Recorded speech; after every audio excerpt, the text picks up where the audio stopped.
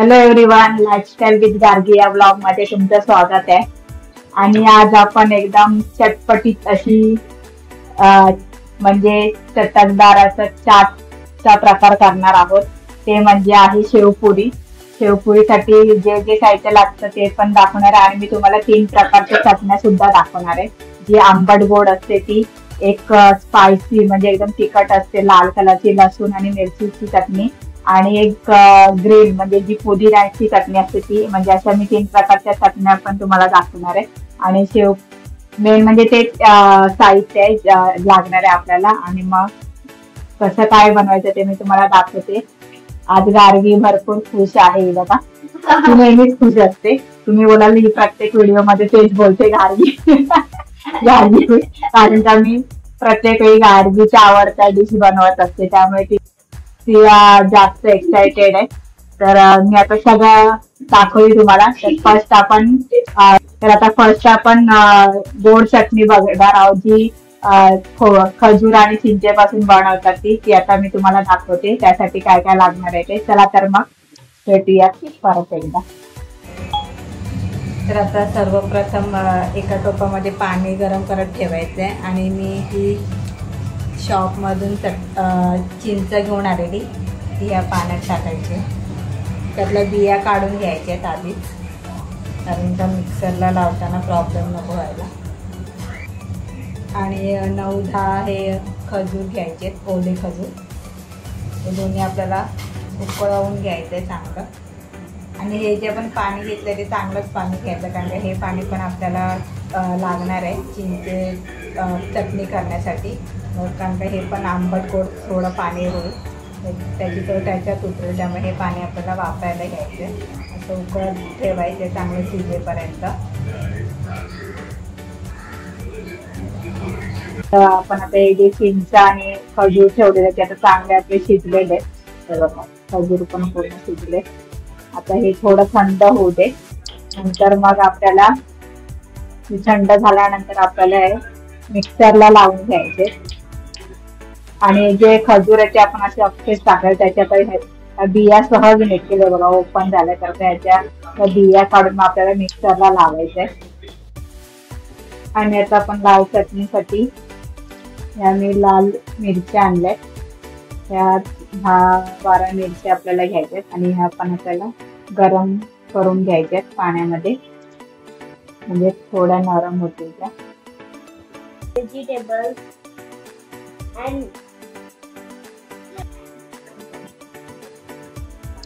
आणि आता हे जे चिंच आणि खजूर आहे ते मी आता सोडले, त्यातल्या बिया काढत ह्याची मी पेस्ट तयार करून घेते. अशी पेस्ट झालेली आहे तयार. आता ही आपल्याला चाळणीने चाळून घ्यायची आहे. आणि आता ही आपल्याला चटणीची चाळून घ्यायची आहे, कारण का ह्याच्यामध्ये असे चिंचेला जे दोरे असतात आणि त्याची जी कवच असते ती कडक असते. शेवटी चाळून झाले. आणि जे मी तुम्हाला बोललेली आपलं पाणी वापरायचे, तर ते हे पाणी आहे ते मी गाळून घेतलेले. आता ह्याच्यात आपण हे टाकून आपण हे असं मिक्स करून घेऊया.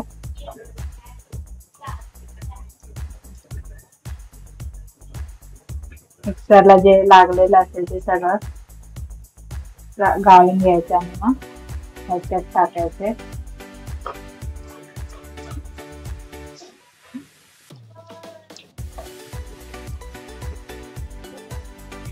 आता इकडे आपण हे जी आंबट गोड चटणी ती बनवायला घेतोय.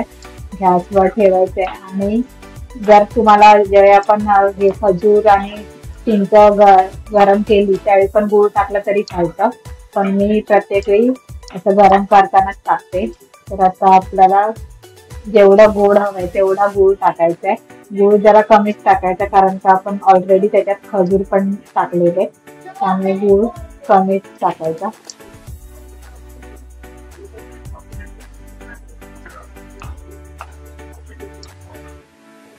आता गूळ पूर्ण वितळला आपला. ह्याच्यामध्ये थोडा चटपटा करण्यासाठी आपण मसाले घालूया.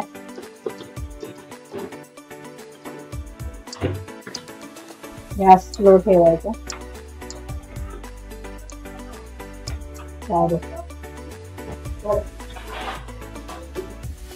आता यामध्ये आपण थोडं थोडं पाव चम्मच जिरे पावडर पण टाकू शकतो. आणि अर्धा चमचा लाल तिखट घ्यायचा.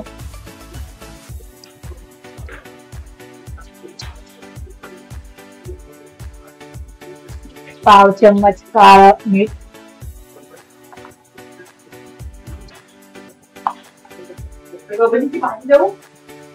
अर्धा चमचा चाट मसाला.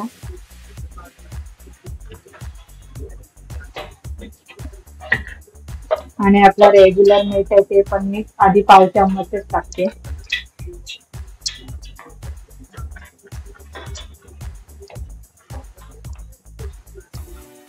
आणि आता ही आपली चटणी झाली आहे बघा, घट्ट आहे. एवढं आपल्याला ह्याचा थिकनेस हवा. एकदम आंबट गोड अशी तिखट छान झाली ही चटणी. एकदा ही अशी ट्राय करा. आणि एवढं थिकनेस आहे, बरोबर आहे. आता आपण गॅस बंद करूया आणि ही थंड करत ठेवून देऊया. आता आपण ग्रीन चटणी बनवणार आहोत. त्यासाठी आपण पुदिना घेतलाय. पुदिनाची पानं घ्यायची भरपूर, कोथिंबीर पण घ्यायची आहे भरपूर, आणि लसणाच्या 4-5 पाकळ्या घ्यायच्या, आणि थोडं अद्रक घ्यायचंय, आणि 4 मिरच्या घ्यायच्या.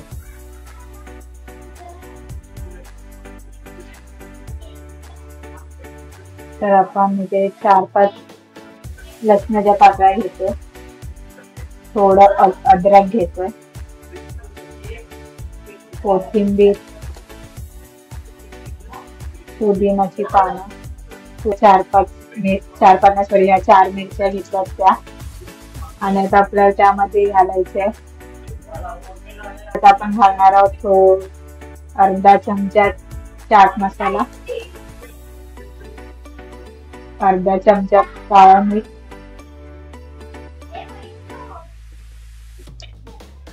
आणि हे आपल्या चवीनुसार आपलं मीठ घ्यायचंय. आणि इकडे मी 2-3 चमच्याची दलिया घेतली. दलिया 2-3 चम्मचची आहे.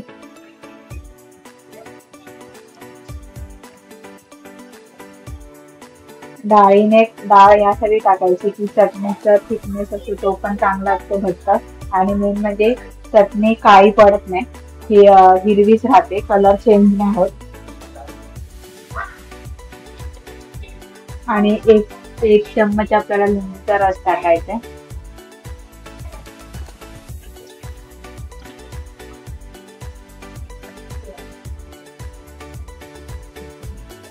आधी हे आपल्याला सुक्कच वाटून घ्यायचंय, नंतर पाणी थोडं टाकून मिक्स करायचंय. आणि आता ग्रीन चटणी पण आपली तयार आहे बघा, छान कलर दिसतोय. मी थोड्या वेळाने काढून दाखवते तुम्हाला. आता आपण लाल चटणी बनवणार आहोत. तर त्यासाठी मी ह्या ज्या मिरच्या आपण गरम पाण्यातून काढलेल्या त्या घ्यायचे, बिया नाही घ्यायचे, नाहीतर खूप स्पायसी होईल. आणि ह्याचं जे पाणी आहे ते आपल्याला घ्यायचंय चांगलं, त्याच्यामध्ये तो मिरचीचा रस उतरलेला.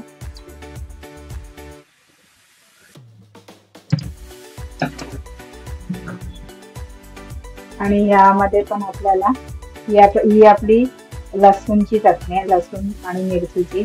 तर ह्याच्यामध्ये पण आपल्याला 4-5 लसणाच्या पाकळ्या घ्यायच्या, एक इंच अद्रक, आणि अर्धा चमचा लाल मीठ, अर्धा चमचा चाट मसाला, आणि मीठ चवीनुसार, आपलं साधं मीठ चवीनुसार. आता आपल्याला फक्त ह्याची चटणी बनवून घ्यायची आहे.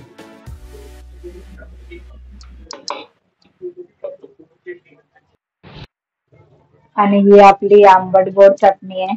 ही लसूण आणि मिरचीची लाल चटणी आहे, एकदम तिखट आहे. आणि ही आपली पुदिन्याची चटणी, ग्रीन चटणी. अशा ह्या आपल्या 3 चटण्या तयार झालेल्या आहेत.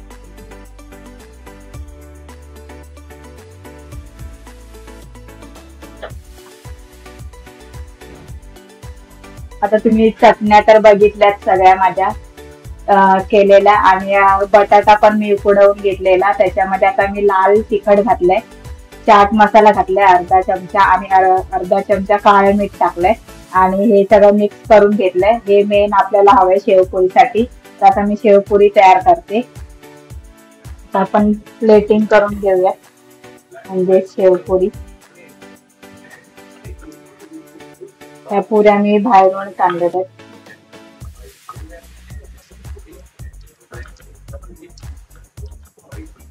एकदम फ्रेश आहेत, कारण का आत्ताच त्यांच्याकडे हा माल आलेला आहे, त्यामुळे कुरकुरीत आहेत.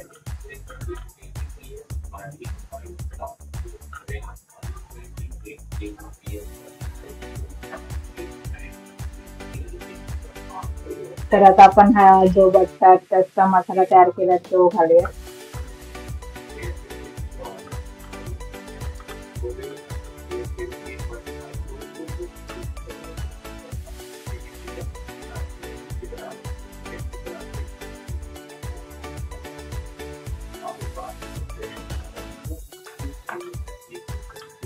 आणि ह्याच्यावर आपण हे कांदे टोमॅटो आहेत ते घालूया. आंबट गोड, आता मी याच्यामध्ये लाल चटणी पण टाकली आणि आंबट गोड पण चटणी टाकली. आता ही आपली हिरवी चटणी ते टाकते. लाल चटणी ही थोडी कमीच टाकायची, ज्यांना तिखट हवं असेल ते जास्त टाकू शकतात, कारण का जास्त स्पायसी झालेली आहे. आता चिनी चटण्या टाकून झालेल्या आहेत. परत एकदा आपल्याला थोडंसं चाट मसाला आणि काळं मीठ एकदा तसं हे करायचं तीन. आणि मी शेव आणलेली आहे बाहेरून, ती आता ह्याच्यावर आपल्याला टाकायची आहे.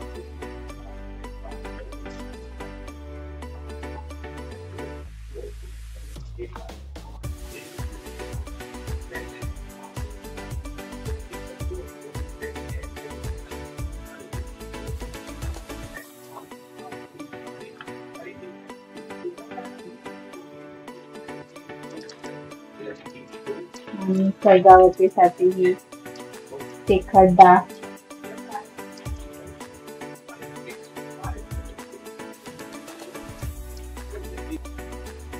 आणि थोडीशी कोथिंबीर डेकोरेशन साठी. आणि अशा प्रकारे आपली शेवपुरी तयार आहे.